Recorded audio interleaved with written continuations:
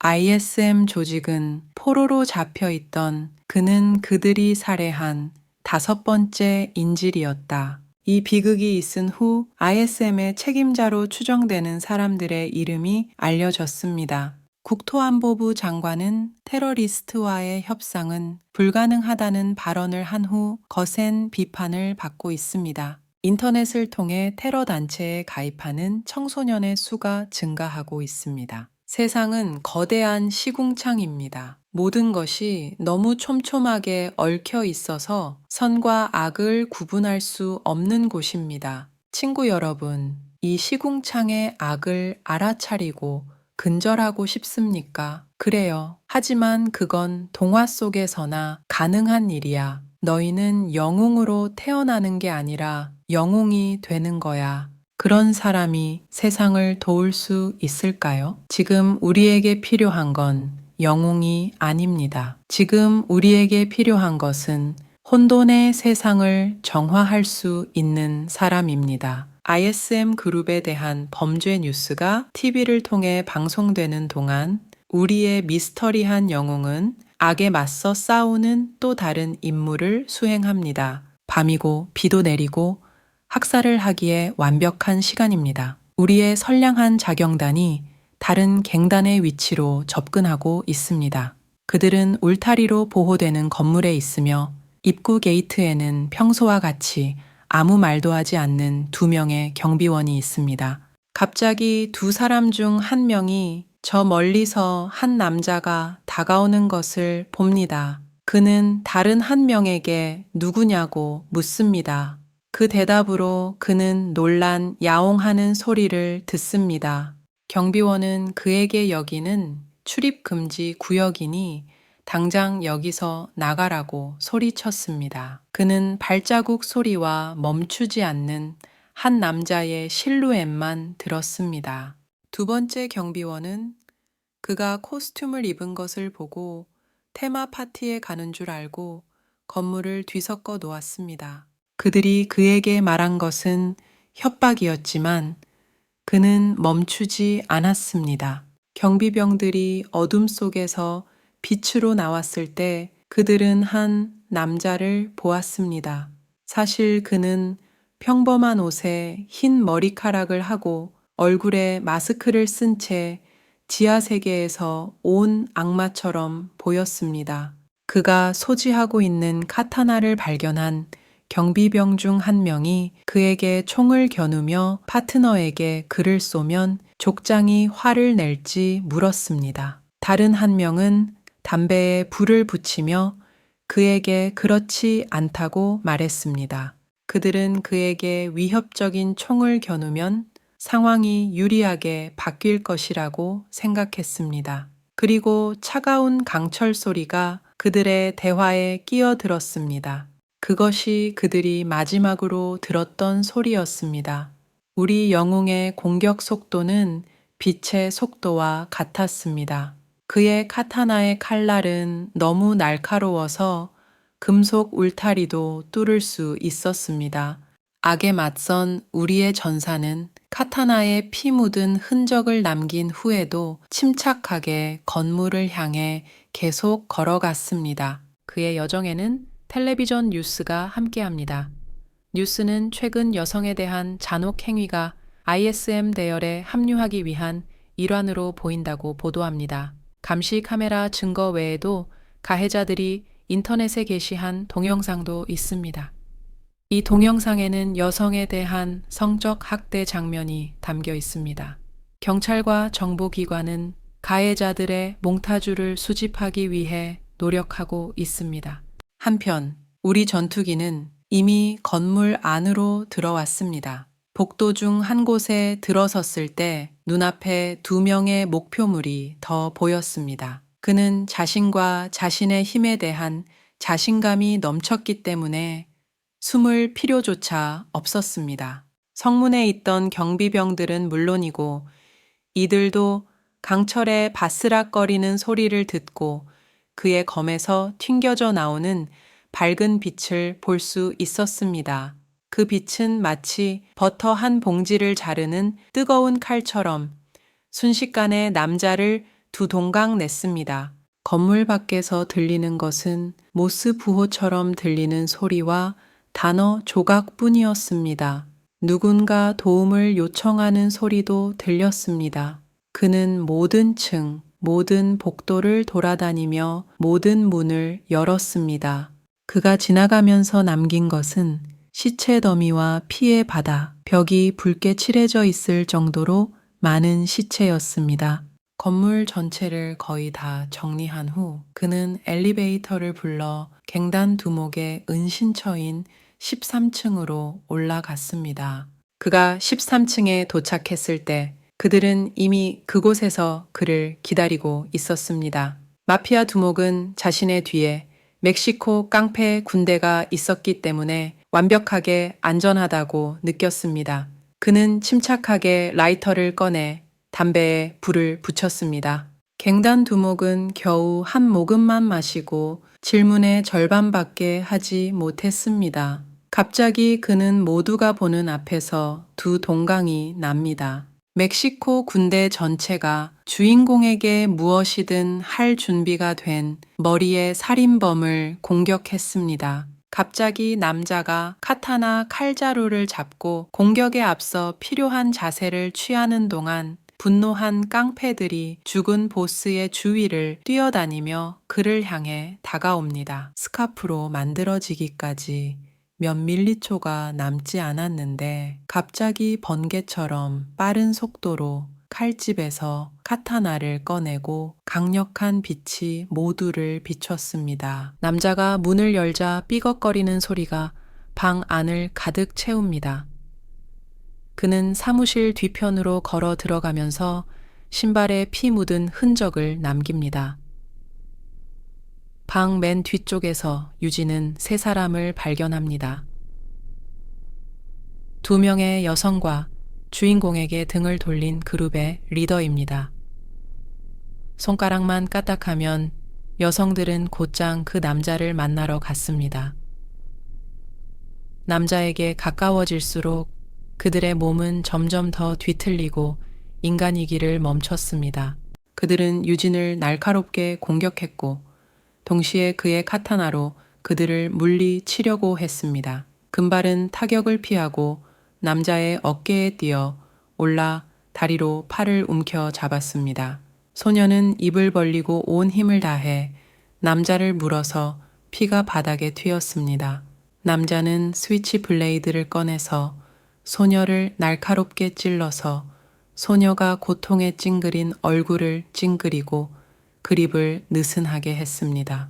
겨우 손을 놓은 그는 카타노를 꺼내 여자를 반으로 자르면서 자신의 타입이 아니라고 말합니다. 첫 번째 여자가 끝나자 그의 왼쪽에 두 번째 여자가 나타나고 그는 이전 여자보다 훨씬 빨리 그녀와 함께 끝납니다. 그룹 리더의 부하 여자를 끝낸 후 그는 곧장 그에게로 향합니다. 유진에게 항상 TV에 출연하는 것이 꿈이라는 말을 하는 동안 아이는 아무 생각 없이 악당의 얼굴 일부를 잘라버렸어요. 그리고는 주인의 눈을 스캔해야만 열 수 있는 문으로 조금 더 걸어갔습니다. 스캐너가 죽은 주인의 눈 스캔을 마친 후 유진은 얼굴에 잘린 부분을 뒤집자 문이 열리기 시작했습니다. 그 남자는 엄청난 양의 돈과 금고에 온갖 종류의 기술로 가득 찬 방을 선물로 받았습니다. 남자는 고서적 한 권이 들어있는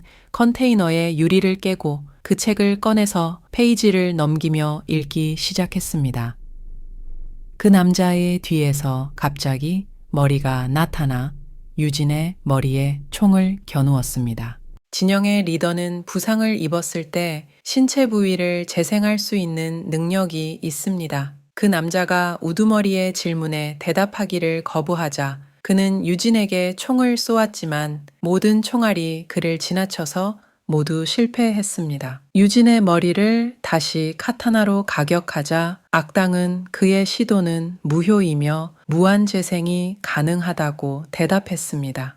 유진은 할 수만 있다면 이번에는 재생을 시도하겠다고 대답했습니다. 이 말 이후 주인공은 챕터를 여러 번 쳐서 엄청난 수의 조각으로 자릅니다. 이 조각들이 하나의 몸으로 재결합되지 않도록 한 후 유진은 금고를 떠납니다. 보스의 사무실에서 그는 바닥에 놓인 전화기를 발견합니다. 금고에서 꺼낸 책에서 그는 이 모든 일의 배후에 있는 주인공의 이름, 즉 노아 크루거의 이름을 발견합니다. 그는 전화번호부에서 같은 이름을 발견하고 전화를 누릅니다. 수화기가 수신되고 두 사람 사이에 대화가 이어집니다. 유진은 머리에 총을 겨누고 있는 사람에게 이런 종류의 질문은 보통 하는 것이라고 말하며 자신도 모르게 웃게 만드는 이상한 질문을 던집니다. 노아는 주인공이 직접 찾아와서 그 질문을 다시 할 것이라고 말합니다. 유진은 그에게 다가갈 수 없을 것 같다고 말하면서 그를 협박하려고 합니다. 머리는 그가 부와 권력, 소위 의식 형제를 가지고 있다고 나열하지만 우리 영웅은 무엇을 가지고 있습니까? 그는 해치가 있다고 짧고 퉁명스럽게 대답합니다. 다음 챕터는 노아가 모퉁이에서 나와 총을 겨누고 반가쇠를 당기는 가운데 두 소녀가 누군가로부터 복도를 뛰어 내려오는 장면으로 시작됩니다. 유진은 갑자기 소파에 앉은 자세로 이동하면서 식은땀을 흘렸습니다. 알고 보니 그는 현재 심리학자 사무실에 있었습니다. 악몽을 꾼 후 가쁜 숨을 몰아쉬며 그는 정신을 차리기 시작했습니다. 심리치료를 시작한 지 거의 2~1년이 지났지만 의사는 모든 것이 고르게 되었다고 생각했습니다. 주인공은 심리학자에게 이러한 치료법이 효과가 있다고 확신합니다. 의사는 외상 후 스트레스 장애를 포기하지 말고 계속 치료해야 한다는 말로 유진을 격려하려고 합니다. 그들 사이에는 유진이 여전히 살해당한 사람들의 목소리를 듣는지에 대한 질문이 있습니다. 의사는 치료 프로그램에 화학 요법을 포함시키겠다고 제안하지만 소녀는 더 나은 방법을 찾았다는 구실로 거부합니다. 유진의 실제 직업이 무엇인지 알지 못하는 의사는 유진이 그림 그리는 취미에 어울리는 사람처럼 보이지 않음에도 불구하고 그의 나아지는 방법이 그림 그리기라고 추측합니다. 심리학자는 그 남자의 파일을 꺼내서 살펴보기 시작했습니다. 알고 보니 유진은 부모님이 돌아가신 후 삼촌과 함께 살던 고아였습니다. 1년 전 소년이 공부하던 학교에서 비극적인 사건이 있었다는 사실이 밝혀졌습니다.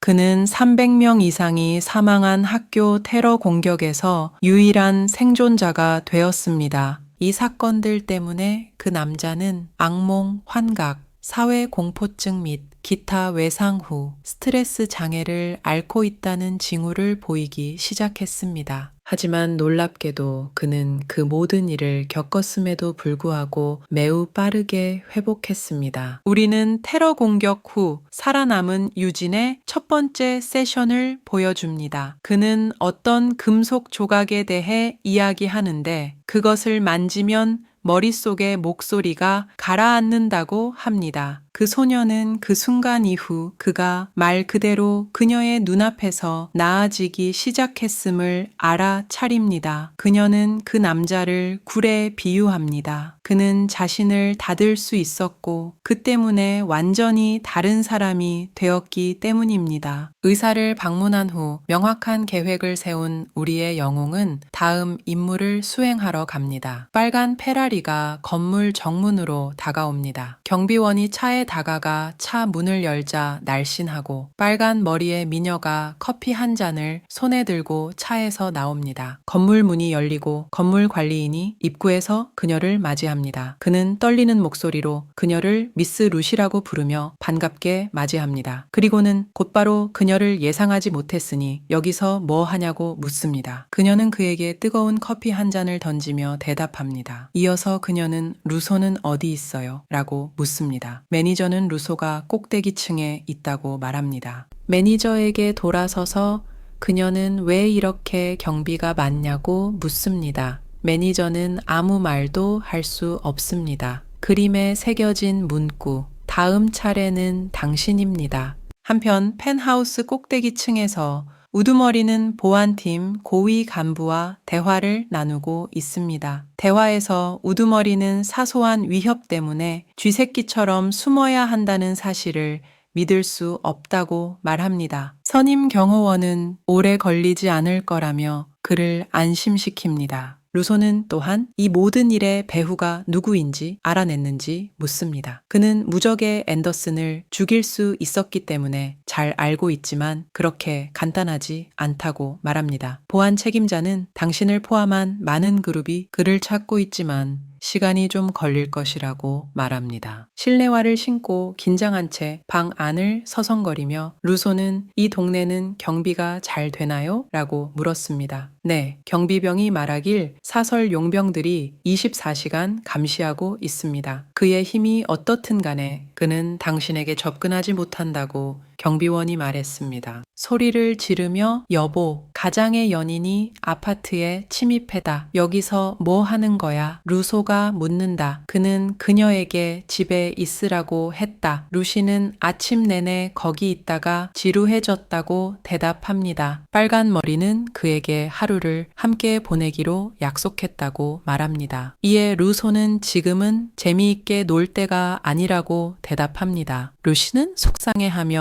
오늘 루소를 위해 작은 선물을 준비했고 루소가 사준 옷을 입고 있다고 말합니다. 루시는 코트 단추를 풀고 살짝 몸을 숙여 루소가 산 란제리를 보여줬어요. 루소는 거절하기 어려웠을 거예요. 루소는 얼굴을 붉히며 경비대장에게 잠시 자리를 비켜달라고 부탁합니다. 하지만 그들 중 누구도 앞으로 어떤 일이 벌어질지 상상하지 못했습니다. 순식간에 루소가 모두가 보는 앞에서 살해당할 것이라고요. 그리고 옆 건물 어딘가에서 유진은 또 다른 살인을 준비하고 있습니다. 유진은 또 다른 사형을 집행하기 전에 명상을 합니다. 그는 눈을 감고 그 어두운 날 학생들을 죽인 영혼들의 세계에 빠져듭니다. 그는 보복을 위해 영혼들에게서 힘을 얻고 그의 카타나도 전례 없는 힘을 얻어 푸른 빛을 발산합니다. 마치 실제 사람과 대화하는 것처럼 느껴집니다. 명상을 마친 유진은 눈을 뜨고 카타나를 들고 공격하기 위해 시작 위치로 걸어갑니다. 필요한 자세를 취한 유진은 압도적인 타격을 가할 준비가 되어 있으며 멀리서 전달되기 때문에 쉬운 일이 아닐 것입니다. 소녀의 영혼이 그에게 다가와 속삭였습니다. 지금 유진은 증오와 힘을 다해 건물을 공격합니다. 카타나의 푸른 광선이 경로에 있는 모든 것을 쪼개버립니다. 민간인이 다치지 않도록 의도적으로 계산하고 세심한 주의를 기울인 것입니다. 건물 밖에 주차된 루시의 빨간색 페라리를 내리치면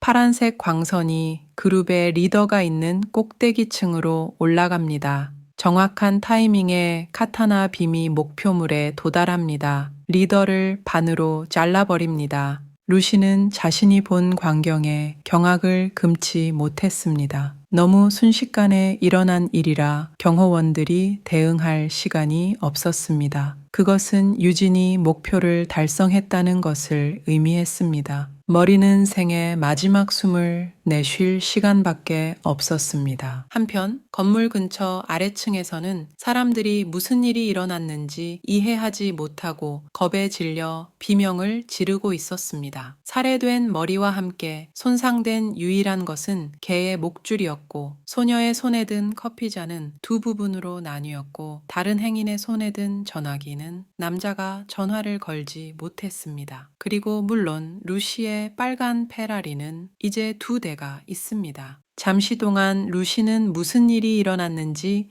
깨닫지 못했지만 루소의 피가 그녀에게 쏟아지자 간수의 귀가 터질 듯이 비명을 질렀습니다. 루소에게 다가간 간수는 어떻게 그렇게 쉽게 죽일 수 있는지, 누가 어디서 그런 짓을 했는지 궁금해 했습니다. 창문으로 시선을 돌린 선임 경비병은 바람이 부는 얇은 틈새만 보았지만 유리가 깨지지 않았다는 사실에 놀랐습니다. 건물에서 저격수라는 비명소리가 들렸습니다. 선임 경비병은 인근 건물과 옥상을 모두 수색하라고 명령합니다. 그리고 즉시 노아에게 연락하라고 지시합니다. 이때 유진은 휴대폰을 들고 스크린샷을 찍습니다. 지붕을 떠나면서 그는 휴대폰을 보며 아무것도 끝나지 않았고 그들 각자가 스스로 고통을 경험할 것이라고 혼자 생각합니다. 문을 쾅 닫고 그는 옥상에서 사라집니다. 유진은 하루도 그 일을 생각하지 않은 날이 없었습니다. 같은 학교 아이들이 많이 죽었던 그 끔찍한 날을요. 그리고 매번 같은 질문을 스스로에게 던졌습니다. 왜 그런 짓을 했을까? 그리고 그는 범인의 대답도 기억했습니다. 살인범은 미소를 지으며 그에게 이렇게 말했습니다. 왜 이유가 필요하다고 생각하느냐고요?